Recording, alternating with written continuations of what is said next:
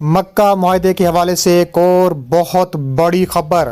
یہ خبر ہندوستان میں بجلی گرانے کے لیے کافی ہے، کیونکہ اب یہ معاملہ صرف کاغذوں تک محدود نہیں رہا۔ ایک طرف حال ہی میں پاکستان اور ترکی کے فوجی کارگو ریاض پہنچے ہیں، لیکن اب اس سے بھی بڑی خبر، ترکی سے ہتھیاروں سے لدے جہاز پاکستان پہنچنا شروع ہو چکے ہیں۔ اور اس وقت یہ جاننا بہت ضروری ہے کہ نئی مہم جوئی کی شکل میں ہندوستان کے لیے کیا سرپرائز تیار کیا گیا ہے۔ ناظرین گرامی، کچھ انتہائی اہم اپڈیٹس ہیں جو میں آپ کے سامنے پیش کرنا چاہوں گا۔ آپ جانتے ہیں کہ مکہ دفاعی معاہدے نے پورے خطے کی صورتحال بدل دی ہے۔ بہت سے لوگ اسے اسلامک نیٹو بھی کہتے ہیں۔ تینوں ممالک نے تصدیق کی ہے کہ ایک پر حملہ تینوں پر حملہ سمجھا جائے گا۔ نیٹو کی طرز پر اس کا سیکریٹریٹ بھی ہوگا اور اس کا ہیڈ کوارٹر بھی ہوگا۔ مشترکہ فوجی اڈے بھی ہوں گے، یعنی اگر کسی ایک ملک میں دوسرے دستخط کرنے والے ممالک کے جنگی جہاز اور طیارے، مثال کے طور پر اگر ترکی اور پاکستان کے جنگی جہاز طیارے سعودی عرب کے اندر کسی اڈے پر پہنچ جائیں تو وہ اڈا صرف سعودی عرب کا اڈا نہیں ہوگا اور اسے صرف سعودی عرب کے مقاصد کے لیے استعمال نہیں کیا جائے گا، بلکہ وہ مشترکہ اڈے ہوں گے۔ انہیں تینوں ممالک کے اڈے سمجھا جائے گا۔ جسے امریکہ کے مشرق میں اڈے ہیں، انہیں صرف مشرق کے لیے سمجھا جاتا ہے، یہ صرف امریکہ کے لیے نہیں ہے، یہ امریکہ کے اپنے آپریشنز کے لیے بھی ہیں۔ اور اس طرح ان تینوں ممالک کا پورا دفاعی میکانزم تبدیل ہو جاتا ہے۔ اب انٹیلیجنس شیئرنگ ایک بالکل الگ میدان ہے۔ پھر سعودی عرب کے اندر مشترکہ مشقوں کی بات ہوتی ہے، پھر ایک سیکریٹریٹ بنایا جائے گا اور وزراء کی کمیٹی بشمول وزراء خارجہ تشکیل دی جائے گی۔ باقاعدہ وقفوں سے میٹنگز ہوں گی اور چیزیں مناسب طریقے سے چینلائز کی جائیں گی۔ یہ نہیں کہ اگر جنگ چھڑ جائے تو کسی غیر ملکی ملک پر حملہ ہو جائے تو ہم سوچیں گے کہ آپ کیسے دیں۔ سب کچھ پہلے سے مربوط ہوگا اور پہلے سے نظام بنا ہوا ہوگا۔ جیسے ہندوستان کی طرف سے حملے کی صورت میں ہمیں کیا کرنا چاہیے، ہماری حکمت عملیاں تیار ہیں، بٹن دبانے میں بہت زیادہ دیر ہو چکی ہے۔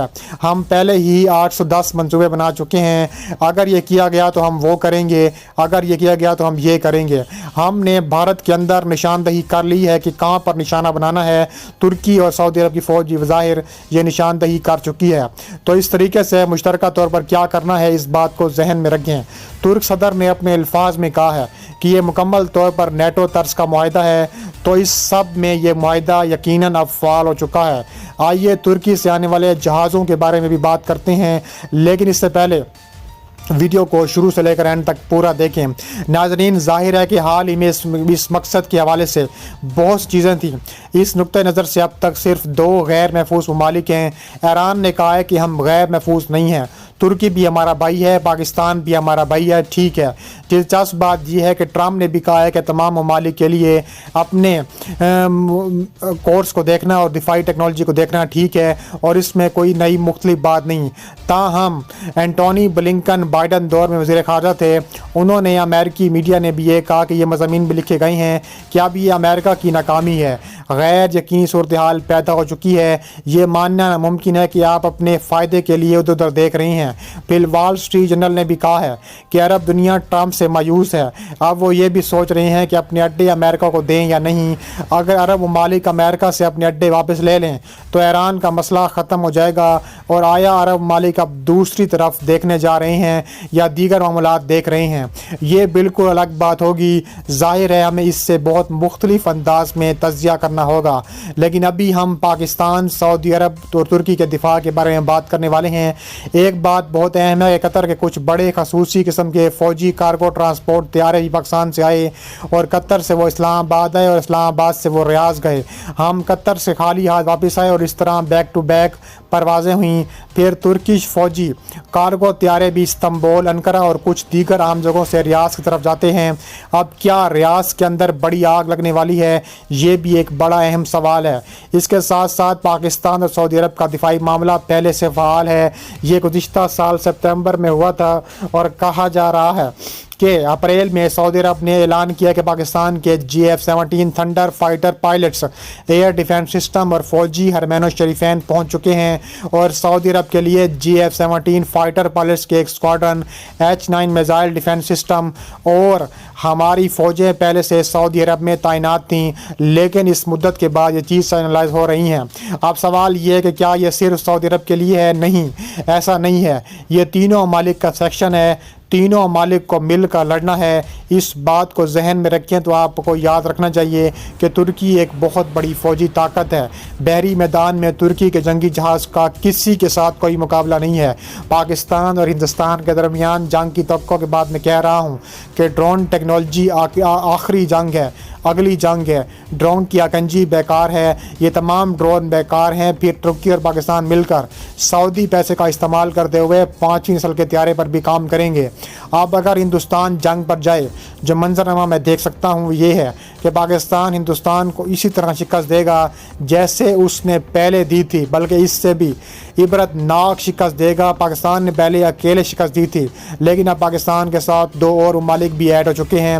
اگر ترکی اس سب میں اپنا وزن لائے اور ترکی بھی اپنے اڈوں سے ہندوستان پر حملہ کرے، یا اگر وہ اپنے جنگی جہاز صرف اس پیغام کے لیے بھیجے کہ بھائی ہم تیار ہیں، سعودی عرب ہندوستان کے ساتھ تجارت معطل کرنے کا اعلان کرے، یا اگر سعودی عرب کچھ کہے، یا ہندوستان کے ساتھ سابق ماہرین کی طرف سے جو وہاں بیٹھے ہوئے ہیں ہندوستان کے اوورسیز ورکرز ہیں، سعودی عرب اعلان کرے کہ ان کو نکالا جائے، تو ہندوستان کو اس کے بارے میں 10 لاکھ بار سوچنا پڑے گا۔ اور اس میں بھی یہ یاد رکھیں کہ ترکی بار بار اعلان کر رہا ہے کہ ہمیں مل کر دہشت گردی کے خلاف کوششیں کرنی ہیں۔ اب یہ ایک دلچسپ بات ہے کیونکہ ہندوستان کا پراکسی یہاں ہے، ہندوستان خود نہیں آئے گا۔ اب ہندوستان کا پراکسی جو ڈالرز کے لیے لڑتا تھا TTP کے ہے، اور اس کی معاون طالبان حکومت جس کے اب بہار میں بڑے مسائل ہیں، تو کیا پاکستان، ترکی اور سعودی عرب ان پر بھی دباؤ ڈالیں گے؟ اس سے پہلے سعودی عرب اور ترکی نے افغانستان کی طالبان حکومت اور پاکستان کے درمیان مذاکرات میں اہم کردار ادا کیا تھا، لیکن اب سعودی عرب اور ترکی ایک پارٹی ہیں۔ اب وہ پاکستان میں دہشت گردی میں بڑی پارٹی ہیں۔ مکہ کی مقدس سرزمین پر حلف اٹھانے کے بعد حرکیات مختلف ہوں گی، پاکستان کی ہچکچاہٹ کم ہو جائے گی۔ ہر ملک کو پاکستان کے ذریعے بڑے اقدام اٹھانے میں ہچکچاہٹ ہوتی ہے، جو ہم نے آپریشن غضب حق کے تناظر میں بہت ہی پہلے دیکھا تھا۔ اب آئرن کلاڈ ایک ڈیجیٹل پلیٹ فارم ہے، پھر ٹیکٹیکل ٹریبیون ہے، جس میں ناظرین اکرام نے دعویٰ کیا ہے کہ ترکش فوجی ٹرانسپورٹ طیارے پاکستان پہنچ چکے ہیں، یعنی ترکی سے فوجی ٹرانسپورٹ طیارے، کارگو طیارے پاکستان پہنچ رہے ہیں۔ نامعلوم قسم کے ہتھیار پہنچائے جا رہے ہیں، یعنی نامعلوم قسم کے ہتھیار۔ اب یہ ایک رپورٹ ہے، رپورٹلی آپ واضح طور پر کہہ سکتے ہیں کہ نامعلوم قسم کے ہتھیار پہنچائے گئے ہیں۔ پھر اس سب کے درمیان ایک خبر آتی ہے، اس کی ہیڈ لائن میں جاتی ہے کہ ترکش فوجی کارگو طیارے پاکستان پہنچ چکے ہیں، اور اب رپورٹس آ رہی ہیں کہ مکہ دفاعی پیک اب مکمل طور پر فعال ہو چکا ہے، اسے فعال کر دیا گیا ہے، یعنی پاکستان میں ترکی کے ضروری ساز و سامان اور ریاض میں ترکی کا پورا نیٹ ورک تینوں ممالک نے اپنے اجتماعی دفاع، امن اور استحکام کے لیے بچھایا ہے۔ پھر آپ تصور بھی نہیں کر سکتے کہ جب ISI ترکی کی بہترین انٹیلیجنس ایجنسی، سعودی عرب کی کی بہترین ویژن، یہ معلومات آج کل اصل ہتھیار ہے، اصل ہتھیار انفارمیشن ہے، انٹیلیجنس ہے۔ اگر آپ کو مقامات کے بارے میں معلومات مل جائیں تو پاکستان اور ترکی مل کر کیا کر سکتے ہیں؟ سعودی عرب اپنا معاشی وزن بھی اس کے اندر بھی لا سکتا ہے، اور کہا جا رہا ہے کہ بہت جلد پاکستان اور ترکی منہ توڑ جواب دینے کے لیے تیار ہیں سعودی عرب کے ساتھ۔ ناظرین گرامی، بھارت کا MQ-9B گارڈین ڈیل، پاکستان کا شاہپر 3 ڈرونز تیار۔ بھارت میں بڑی نشاندہی کر لی گئی، کن جگہوں کو نشانہ بنایا جائے گا پاکستان بیریئر کا، کیا جواب ہوگا، تفصیلاً بات کریں گے۔ آج تفصیلی رپورٹ میں ہم جنوبی ایشیا کی بحری فضا میں ہونے والی ایک اہم پیش رفت پر بات کرنے والے ہیں۔ 18 اگست 2026 کو بھارت نے ایک بڑا معاہدہ کیا ہے۔ $203 ملین کا یہ معاہدہ امریکی کمپنی جنرل اٹامکس کے ساتھ ہوا ہے، جس کے تحت بھارتی بحریہ کو 2 MQ-9B sea guardian high altitude long advance یعنی ہیل ڈرونز 30 مہینوں کے لیے لیز پر ملیں گے۔ یہ صرف 2 ڈرونز نہیں ہے، یہ بھارتی بحریہ کے پورے انٹیلیجنس، سرویلنس اور اسٹرائک نیٹ ورک کا ایک اہم حصہ بننے جا رہے ہیں۔ اس وقت بھارتی بحریہ کے پاس پہلے سے 2 MQ-9B لیز پر موجود ہیں، جو نومبر 2020 سے کام کر رہے ہیں۔ ان کا معاہدہ 2028 کے شروع میں ختم ہو رہا ہے۔ نئے 2 ڈرون اسی خلا کو پر کریں گے جب تک بھارت کے 2028 میں آرڈر کیے گئے 31 MQ-9B اصل میں پہنچنا شروع نہ ہو جائیں۔ اب سوال یہ ہے کہ MQ-9B اتنے اہم کیوں ہیں؟ یہ ڈرون 3 بڑی صلاحیتیں رکھتے ہیں۔ پہلی صلاحیت وسیع علاقے کی نگرانی ہے۔ اس میں 360 degree surface search radar, electronic support measures, communication intelligence system شامل ہیں، یعنی یہ سمندر کی سطح پر جہازوں، آبدوزوں اور ساحلی سرگرمیوں کی مسلسل نگرانی کر سکتا ہے۔ دوسری صلاحیت اینٹی سب میرین وارفیئر ہے۔ MQ-9B خصوصی سونو بوائز گراتا ہے جن سے آبدوزوں کا پتہ چلتا ہے کہ آبدوزیں کس طرف جائیں گی۔ تیسری صلاحیت اسٹرائک ہے۔ یہ ہیل فائر میزائل اور سمال ڈائی میٹر بم لے کر جا سکتا ہے۔ سب سے اہم بات یہ ہے کہ یہ ڈرون بھارتی بحریہ کے موجودہ نظام کے ساتھ مل کر جڑے ہوئے ہیں۔ P-8I Neptune patrol aircraft اور MH Seahawk helicopter کے ساتھ مل کر یہ ایک مکمل نیٹ ورک بناتے ہیں، یعنی بڑے جہاز، ہیلی کاپٹر اور ڈرون سب ایک دوسرے کے ساتھ معلومات شیئر کرتے ہوئے مل کر کام کرتے ہیں۔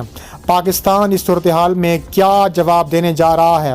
پاکستان بحریہ نے مغربی ڈرونز خریدنے یا لیز پر لینے کا راستہ نہیں اپنایا، اس کی بجائے وہ مکمل طور پر تیار کردہ شاہپر 3 ڈرونز پر انحصار کر رہا ہے۔ یہ drone National Engineering and Scientific Commission یعنی نیسکام نے ڈیزائن کیا ہے، اسے GIDS مارکیٹ کر رہا ہے۔ شاہپر 3 پاکستان کا اب تک کے سب سے بڑا اور جدید مقامی ڈرون ہے۔ یہ medium altitude long advance class کا ہے، مگر اس کی صلاحیتیں ہائی الٹیٹیوڈ ڈرونز کے قریب لانے کی کوششیں کی گئی ہیں۔ اس کی بنیادی تفصیلات کچھ یوں ہیں: پنکھوں کا پھیلاؤ تقریباً 20 میٹر، زیادہ سے زیادہ ٹیک آف وزن 1650 کلو گرام۔ صرف نگرانی والے مشن میں ایڈوانس 30 سے 40 گھنٹے تک یہ اڑ سکتا ہے۔ ہتھیار لے کر اڑنے کی صورت میں تقریباً 16 سے 20 گھنٹے یہ اڑ سکتا ہے۔ اونچائی 35,000 سے 41,000 فٹ تک۔ سیٹلائٹ کمیونیکیشن کے ذریعے 3,000 کلومیٹر تک کنٹرول، اور اس کے 6 ہارڈ پوائنٹس ہیں جن پر تقریباً 400 سے 500 کلو گرام کا پیلیوڈ لادا جا سکتا ہے۔ سب سے اہم بات اس کی بحری صلاحیت ہے۔ شاہپر 3 کے لیے خاص طور پر میری ٹائم پے لوڈ تیار کیے گئے ہیں۔ ان میں sonobuoys, ultra light weight torpedoes, مصنوعی اپریچر ریڈار اور الیکٹرانک سپورٹ سسٹم شامل ہیں، یعنی یہ صرف نگرانی نہیں کرے گا بلکہ آبدوزوں کے خلاف بھی کام کر سکتا ہے۔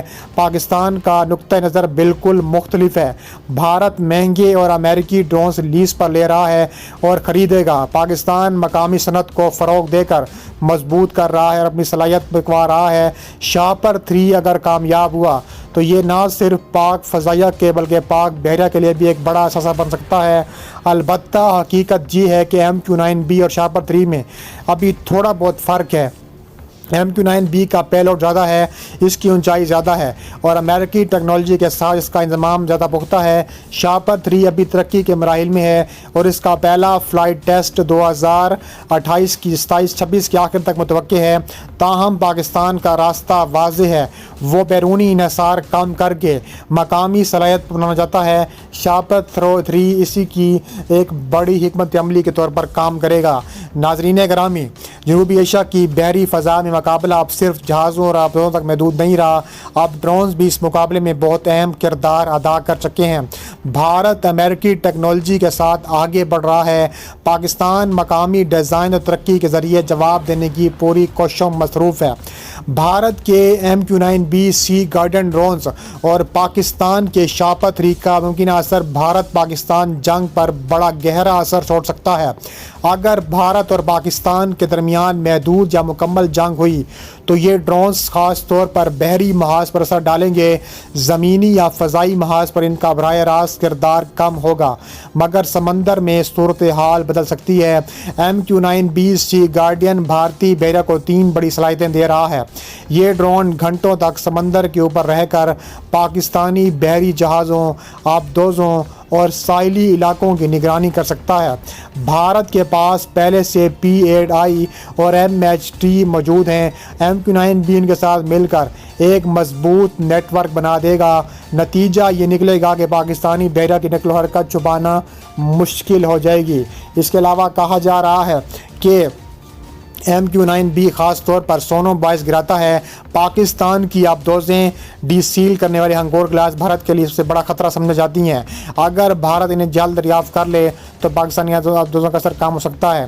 یہ ڈرون ہیل فائر میزائل اور سمال بامز بھی لے کر جا سکتا ہے۔ اس کے علاوہ مجموعی طور پر بھاری بحری جہاز پر بھارت کو واضح طور پر فائدہ ہوگا، لیکن خاص طور پر نگرانی اور آبدوز مخالف جنگ میں پاکستان برتری لے جائے گا۔ پاکستان کی آبدوزیں اور ستائی جہاز زیادہ دباؤ میں آ سکتے ہیں۔ اس کے علاوہ بھارت جو ہے اسی طرح کے اگر مزید لے گا تو پاکستان کو بھی اس سے نقصان پہنچ سکتا ہے، لیکن اتنا نقصان جتنا بھارت کو ہوگا پاکستان کو اس سے کوئی فرق نہیں پڑے گا۔ زمینی جنگ یا فضائی محاذ پر براہ راست بڑا فرق نہیں پڑے گا، کیونکہ دونوں ممالک کے پاس پہلے سے کافی ڈرون صلاحیت موجود ہے۔ جنگ اگر لمبی ہوئی تو مسلسل نگرانی والی صلاحیت والا فریق معلومات کے لحاظ سے مضبوط رہے گا۔ بھارت کی بحری طاقت مزید درست اور تیز ہو چکی ہے، لیکن پاکستان کے شاپر 3 ڈرونز پاکستان کو ایسی سبقت لے کر دے رہا ہے کہ بھارت کی آنے والی نسلیں بھی یاد رکھیں گی، مگر فی الحال ٹیکنالوجی اور تعداد کے اعتبار سے بھارت اس شعبے میں برتری رکھتا ہے۔ جنگ کی صورت میں یہ برتری سمندری محاذ پر نظر آ سکتی ہے، لیکن حتمی نتیجہ کئی دوسرے عوامل آبدوزیں، میزائل، فضائیہ، زمینی فوج پر بھی منحصر ہوگا، اور کہا جا رہا ہے کہ پاکستان کے شاپر 3 اور بھارت کے MQ-9B کا فی الحال کوئی مقابلہ نہیں۔ پاکستان کا شاپر 3 ایک بہت بڑا میزائل ہے، بہت بڑا پے لوڈ بھارت پر گرا سکتا ہے، اور MQ-9B ایک نگرانی والا ڈرون ہے، وہ اتنی زیادہ پے لوڈ نہیں گرا سکتا جتنا پاکستان کا شاپر 3 ڈرون گرائے گا، اور پاکستانی اس لیے مکمل طور پر تیار ہے بھارت کا ہر سطح پر مقابلہ کرنے کے لیے، چاہے وہ بھارت کی بحریہ ہو، بھارت کی زمینی فوج ہو یا بھارت کی فضائی فوج۔ پاکستان پچھلے سال ہی جنگ پر بڑی اثر کر کے جنگ 2025 میں بھی جیت چکا ہے۔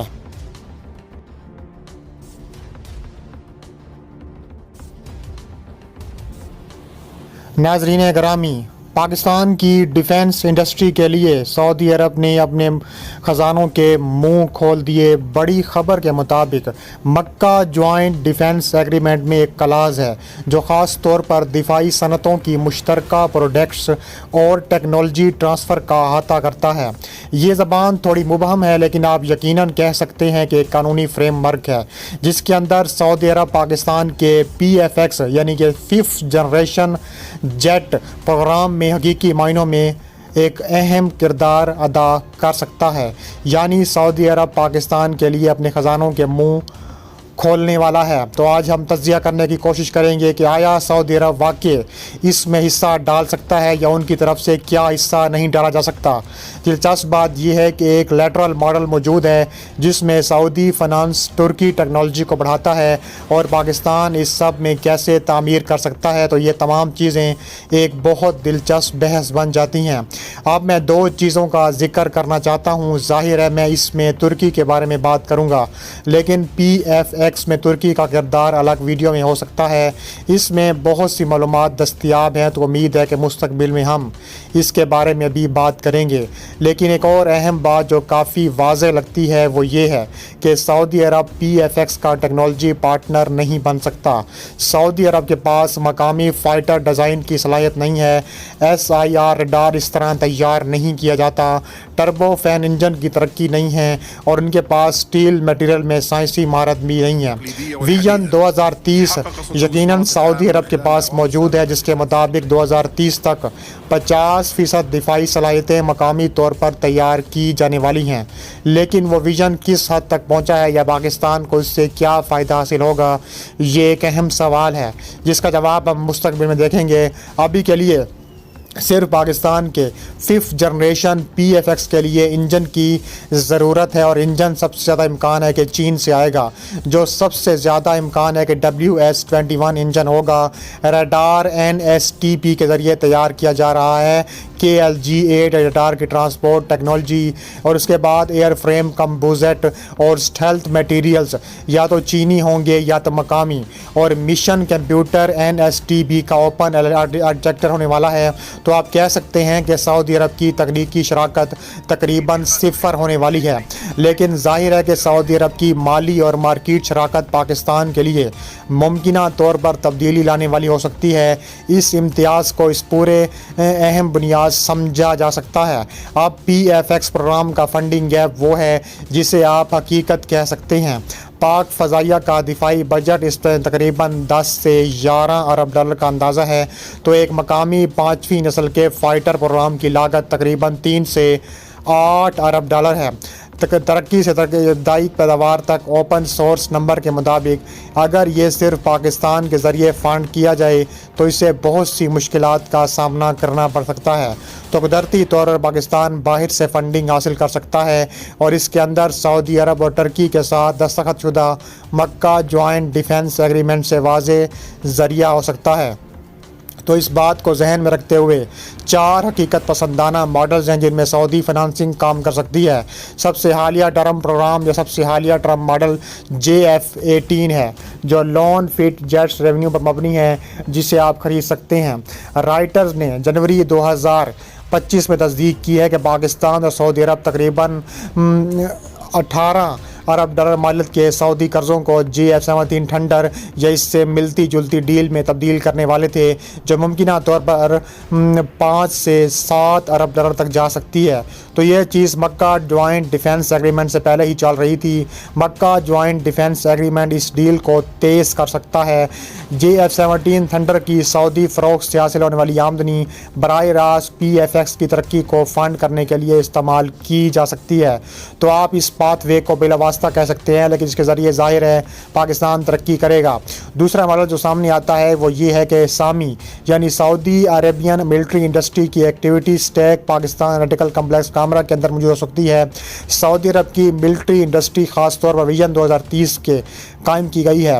ویژن 2030 کے اندر بڑے اہداف میں سے ایک بین الاقوامی دفاعی مینوفیکچررز میں حصہ حاصل کرنا ہے۔ بیس سسٹمز کے ساتھ آرمرڈ وائیکل جوائنٹ وینچر ان کی تصدیق ہے۔ ریتھیون کے ساتھ پیٹریاٹ ایچا کی اسمبلی ان کی تصدیق ہے۔ جنوبی کوریائی توپ خانہ نے ہاما کے ساتھ ان کی پیداوار کی تصدیق کی ہے۔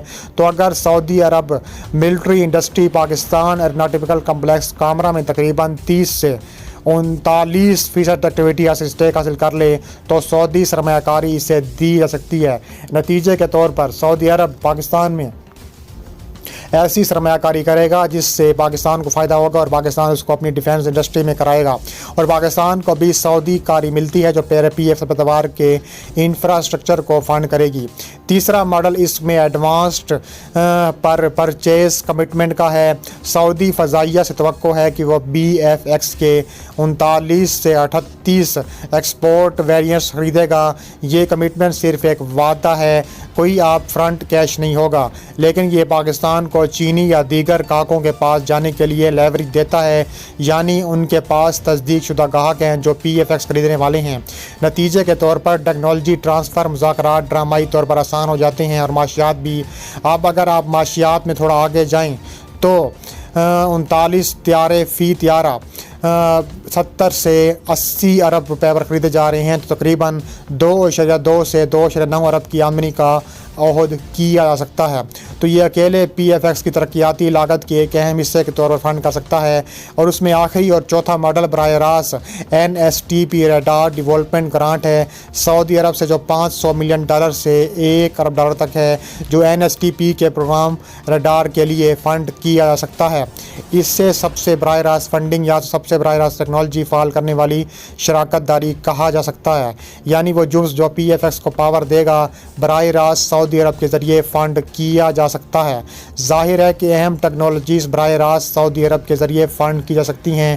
ان کے ویژن 2030 کے مطابق مستقبل کی ٹیکنالوجی بھی سعودی عرب حاصل کر سکتا ہے۔ تو ایک اور بہت ہم بحث کر سکتے ہیں وہ جو اہم ہے وہ یہ ہے کہ پی ایف ایکس کے خصوصی انفراسٹرکچر کی ضرورت ہے۔ ٹوائن انجن طیاروں کے لیے نیا final assembly hangar, composite manufacturing سہولت، اسٹیلتھ کریٹ میٹیریلز کا استعمال، توسیع شدہ flight test infrastructure, chamber radar testing infrastructure کا استعمال، تو ان تمام چیزوں کے لیے سرمایہ کاری بھی پاکستان سے حاصل کی جا سکتی ہے۔ اس کے علاوہ مزید کہا جا رہا ہے کہ سعودی عرب سے توقع ہے کہ وہ کامرا میں پاکستانی کمپلیکس کے اندر $500 ملین سے لے کر $1 ارب کی سرمایہ کاری کرے گا، جو ایک وقف شدہ پی ایف ایکس اسمبلی اور ٹیسٹ سہولت کے طور پر استعمال ہوگا، جس کے نتیجے میں سعودی عرب کو ایک سہولت ملے گی جو اس کے ویژن 2030 ڈیفنس لوکلائزیشن کریڈٹس میں شمار ہوگی۔ پاکستان کو وہ انفراسٹرکچر ملتا ہے جو پی ایف ایکس پروگرام کے لیے اہم ہے۔